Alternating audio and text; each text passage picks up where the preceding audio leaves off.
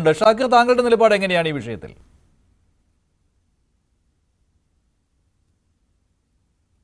ഷാക്കിർ കേൾക്കാമോ? ഷാക്കിർ കേൾക്കാമോ?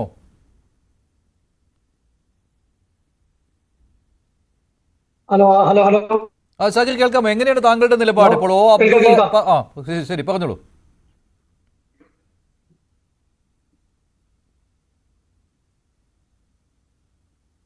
കേട്ടില്ല. മഞ്ജുഷ എന്നോടാണോ? അതെ അതെ അതെ അതെ. അബ്ദുള്ള പറഞ്ഞത് എങ്ങനെയാണ്? താങ്കളുടെ ഒരു നിലപാട് എന്താണ് ഇക്കാര്യത്തിൽ? എന്തായാലും അനുകൂലിക്കാൻ പറ്റില്ലല്ലോ. എന്നോടാണോ? അതെ അതെ.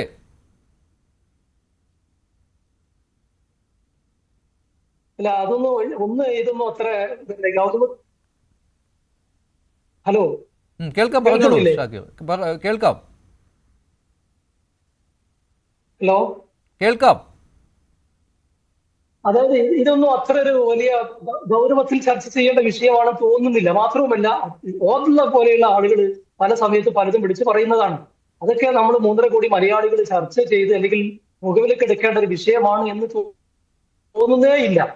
നമ്മൾ അതത്ര അവഗണിച്ച് വിടേണ്ട കാര്യം മാത്രമാണ്. അദ്ദേഹം എന്താണോ ആഗ്രഹിച്ചത് അത് നടന്നു എന്നത് മാത്രമാണ് എനിക്കിതിൽ സൂചിപ്പിക്കാനുള്ളത്. പ്രത്യേകിച്ചും അദ്ദേഹം ഏതെങ്കിലും മതസംഘടനയുടെ ആളല്ല, ഏതെങ്കിലും സംഘടനയുടെ ആളല്ല, ഏതെങ്കിലും സംഘടന ഭാരവാഹിയല്ല. അതേ നിങ്ങൾക്കറിയാം, അദ്ദേഹത്തിന് തോന്നിയതൊക്കെ വിളിച്ച് പറയുന്ന ഒരാളാണ്. അദ്ദേഹം എന്താ അടിസ്ഥാനത്തിലാണ് പറഞ്ഞെന്നറിയില്ല, അത് അദ്ദേഹത്തോട് തന്നെ ചോദിക്കണം.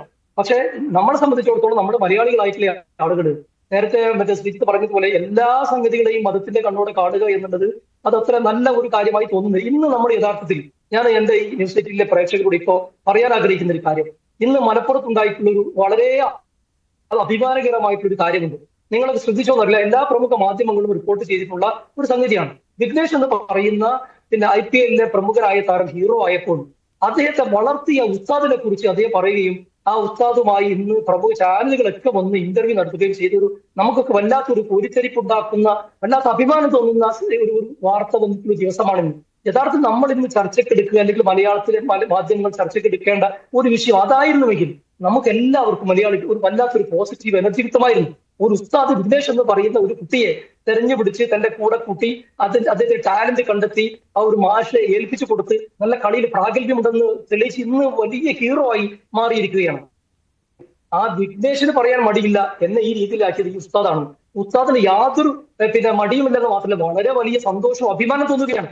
ആ സാഹചര്യത്തിലൂടെ നമ്മുടെ നാട് കടന്നു പോകുന്നത്. അങ്ങനെയാണ് പോവേണ്ടത്. അപ്പൊ ആ ഒരു സാഹചര്യത്തിൽ ഇതേപോലെയുള്ള ആരെങ്കിലും ഒക്കെ വിളിച്ചു പറയുന്ന സംഗതികളെ നമ്മൾ ഈ എന്താ പറയാ ഗൗനിക്കാൻ നിന്നാൽ അത് അത്തരം. പക്ഷെ അതിന്റെ മറുവശത്ത് മറ്റൊരു നല്ല പ്രവൃത്തി ഉണ്ടായിരുന്നു. അതിനകത്ത് ചർച്ചയായിട്ട് വരട്ടെ.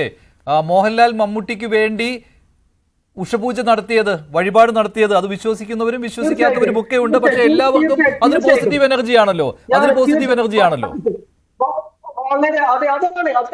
അതാണ് നമ്മുടെ മാതൃക. മോഹൻലാൽ നടത്തിയത് നമ്മുടെ മനുഷ്യത്വത്തിനും നമ്മുടെ മലയാളികൾക്കും വളരെ അഭിമാനകരമായ മാതൃകാപരമായ സംഗതിയാണ്. അതിനെല്ലാവരും സ്വാഗതം ചെയ്യുന്നു. നമ്മൾ നോക്കി, ഇപ്പൊ ഞാൻ എന്റെ നാട് ആക്കോടാണ്. ആക്കോട് വെള്ളിയാഴ്ചകളിൽ പ്രാർത്ഥനയ്ക്ക് വേണ്ടി ഉസ്താദിന്റെ അടുത്ത് ഷീട്ട് വരും, ഇങ്ങനെ ഇന്ന ആളുകൾ ഇന്ന പ്രശ്നങ്ങളോട് ദുആ ചെയ്യണമെന്ന്. അങ്ങനെ ദുആ ചെയ്യാൻ വരുന്നവരിൽ ഹൈന്ദവ മതവിശ്വാസികളായിട്ടുള്ള അമ്മമാരുടെയൊക്കെ പേരുകൾ നിരന്തരം വായിക്കുന്നതാണ്. അവർക്ക് ഇന്ന ആഗ്രഹങ്ങളുണ്ട്, അവർക്ക് അത് സാധിപ്പിച്ച് കൊടുക്കണേ എന്ന് പറയുമ്പോൾ പിറകിലുള്ള ഇസ്ലാം മത വിശ്വാസികൾ എല്ലാവരും ആമീൻ പറയുന്ന ഒരു എത്ര മനോഹരമായ കാര്യമാണ്. പ്രത്യേകിച്ച് മതങ്ങളെ കുറിച്ച് തെറ്റിദ്ധരിപ്പിക്കുന്ന, മതത്തെയല്ല മതങ്ങളെ കുറിച്ച് തെറ്റിദ്ധരിപ്പിക്കുന്ന ഒരു വല്ലാത്തൊരു പ്രവണത നമ്മുടെ നാട്ടിൽ കൂടി വരികയാണ്. യഥാർത്ഥത്തിൽ എല്ലാ മതവും വളരെ നല്ല കാര്യങ്ങളാണ് മനുഷ്യർക്ക് പഠിപ്പിക്കുന്നത്. ഇപ്പൊ ഇസ്ലാം മതത്തിൽ ഇപ്പൊ നമ്മളൊക്കെ നോമ്പ് തുറന്നാണെങ്കിൽ ിക്കുന്നത് നമുക്കറിയാം. നമ്മളിപ്പോ ഇന്നിപ്പോ ഞാൻ ഈ വിഷയം എന്റെ നാട്ടിൽ ഉസ്താദുമായി സംസാരിച്ച് അദ്ദേഹം പറഞ്ഞിട്ട് ഒരുപാട് കാര്യങ്ങളുണ്ട്. നമ്മുടെ തൊട്ട അയൽപ്പക്കത്ത് ഹൈന്ദവനോ ക്രൈസ്തവനോ മറ്റേതെങ്കിലും മതവിശ്വാസിയോ ആണെങ്കിൽ അവർക്ക് ആരോഗ്യപരമായ പ്രശ്നങ്ങൾ ഉണ്ടായാൽ, അവർക്ക് പട്ടിണിയോ മറ്റോ അനുഭവപ്പെട്ടാൽ അത് പരിഹരിക്കേണ്ട ബാധ്യത ഒരു ഇസ്ലാം മത വിശ്വാസി തീർത്തു കൊടുത്തിട്ടില്ലെങ്കിൽ അവൻ യഥാർത്ഥ ഇസ്ലാം മത വിശ്വാസിയാവില്ല എന്നാണ്.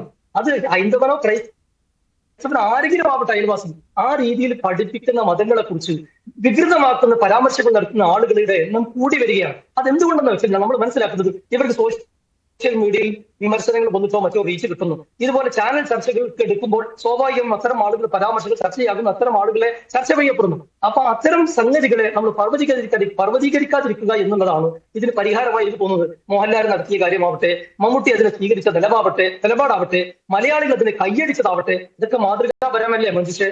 ആർക്കാ ഇതിൽ തർക്കമുള്ളത്? ഇത് എത്ര മനോഹരമാണ്. ഇതിനെ ആ മോഹൻലാല് മമ്മൂട്ടിയോടുള്ള സ്നേഹം കൂടിയാണ് കാണിക്കുന്നത്. അവിടെ ഏത് ദൈവത്തെയാണ് അദ്ദേഹം വിശ്വസിക്കുന്നത്? ആ ദൈവത്തിന് അറിയാമല്ലോ. അപ്പൊ അത് ആ ദൈവത്തോട് എന്റെ ദൈവത്തോട് ഞാൻ പ്രാർത്ഥിക്കുകയാണ്, എന്റെ സഹോദരന്, എന്റെ സഹപ്രവർത്തകന് അത് ഗുണം നൽകണേ എന്ന് പറയുമ്പോൾ അതിൽ ആർക്കും ഒരു തെറ്റ് കാണാൻ പക്ഷേ കഴിയില്ല. ഓബ്ദുള്ള പറയുന്നത് ഇസ്ലാം മത വിശ്വാസിയായ ഒരാൾ അറിഞ്ഞുകൊണ്ട് തനിക്ക് വേണ്ടി മറ്റൊരു മതത്തിൽപ്പെട്ട ആളോട് പ്രാർത്ഥിക്കാൻ, അവരുടെ ദൈവത്തോട് ആരാധിക്കാൻ പറയുന്നത്, പ്രാർത്ഥിക്കാൻ പറയുന്നത് അത് തെറ്റാണെന്നാണ്. അങ്ങനെയാണോ പറഞ്ഞു പഠിപ്പിക്കേണ്ടത്? അത് ശരിയാണോ? അത് താങ്കൾക്കറിയാമല്ലോ, താങ്കൾ ആ മതത്തിൽപ്പെട്ട ആളായതുകൊണ്ടാണ് ഞാൻ ചോദിക്കുന്നത്. അല്ല ഞാൻ മതപരമായ ഫത്വ പറയാൻ ഞാൻ ആളല്ല. അത് പണ്ഡിതന്മാർ പറയേണ്ട വിഷയമാണ്. ഓബ്ദുള്ള അത് അത്ര മിടുക്കനാന്ന് എനിക്ക് തോന്നുന്നില്ല. ഇതിന് ഞാനുമല്ല, അതൊക്കെ പണ്ഡിതന്മാർ പറയുന്നു. മാത്രമല്ല പണ്ഡിതന്മാർ ആരും ഒന്നും പറഞ്ഞിട്ടില്ലല്ലോ. ഇതൊക്കെ നമ്മൾ എന്തൊക്കെ സന്തോഷം നൽകുന്ന സംഗതി കൂടിയാണ്. മതം എന്ന് പറഞ്ഞാൽ സന്തോഷവും സമാധാനവും സഹവർത്തിത്വവും സ്നേഹവും സാഹോദര്യവും ഒക്കെ അല്ലേ? അവിടെ വിലങ്ങ് തടയാവുന്ന ആളുകളെ നമ്മുടെ സമൂഹത്തിൽ എന്ത് ചെയ്യണം? ഒറ്റപ്പെടുത്തണം. അത് ഓർഡിനായാലും തിരക്കില്ല, വേറെ ആരായാലും തിരക്കില്ല. അദ്ദേഹം പറയേണ്ട സാഹചര്യത്തിലാണോ അത് പറഞ്ഞതെന്ന് എനിക്കറിയില്ല. അദ്ദേഹത്തെയും ഈ ചർച്ചയിൽ പാനലിസ്റ്റ് കണ്ടു, അദ്ദേഹം ഇതിൽ പങ്കെടുക്കുന്നുണ്ടെന്ന് എനിക്കറിയില്ല. അദ്ദേഹത്തിനും ഒരുപക്ഷെ പറയാനുള്ള അവസരം നിങ്ങൾ കൊടുക്കല്ലോ, നമുക്കത് കേൾക്കല്ലോ. ഇല്ല, അദ്ദേഹം സംസാരിക്കുന്നില്ല എന്നാണ് പറഞ്ഞത്. അദ്ദേഹം ആദ്യം സംസാരിക്കുമെന്ന് പറഞ്ഞിരുന്നു, അതിനുശേഷം എന്നെ വിളിച്ചു പറഞ്ഞു അദ്ദേഹം സംസാരിക്കുന്നില്ല എന്ന്. അപ്പൊ അദ്ദേഹത്തിന് അത് സംസാരിച്ചു കഴിഞ്ഞാൽ അത് കൂടുതൽ അഭിപ്രായം പറയാം. നമ്മൾ അഭിപ്രായം പറയാം. നമ്മൾ മനുഷ്യരെന്നുള്ള നിലക്ക്, മതവിശ്വാസികൾ എന്നുള്ള നിലക്ക്, പിന്നെ നമ്മൾ എന്താ പറയാ, നമ്മളെല്ലാവരെയും ഒരേപോലെ സാഹോദര്യത്തോടെ കാണണമെന്നുള്ള ആളുകൾ എന്നുള്ള നിലക്ക് സ്വാഭാവികമായും അത്തരം അനാവശ്യ പരാമർശങ്ങൾ, പ്രത്യേകിച്ച് ഈ കാലഘട്ടത്തിൽ അദ്ദേഹം പറഞ്ഞ ആ സാഹചര്യം പിന്നെന്താ പറയാ, വളച്ചൊടിച്ച് ആരോ വിട്ടതാണോ മറ്റോ നമുക്കറിയില്ല. പക്ഷെ എന്തായാലും നിങ്ങൾ ഇപ്പൊ പരാമർശിച്ചിട്ടുള്ള ഈ രീതിയിൽ വ്യാഖ്യാനിച്ചിട്ടുള്ള സംഗതികളെ ഒരർത്ഥത്തിൽ പ്രോത്സാഹിപ്പിക്കാൻ കഴിയുന്നതില്ല, അത് അംഗീകരിക്കാൻ കഴിയുന്നതില്ല. അദ്ദേഹത്തെ ആരും വ്യാഖ്യാനിച്ചതായിട്ട് കാണുന്നില്ല. അദ്ദേഹത്തോട് ചോദിച്ചപ്പോഴും അദ്ദേഹം അക്കാര്യം നിഷേധിച്ചിട്ടില്ല. അദ്ദേഹം ഫേസ്ബുക്കിൽ നിന്ന് അത് മാറ്റിയിട്ടുണ്ട്. ശ്രീ പണിക്കർ, അങ്ങനെ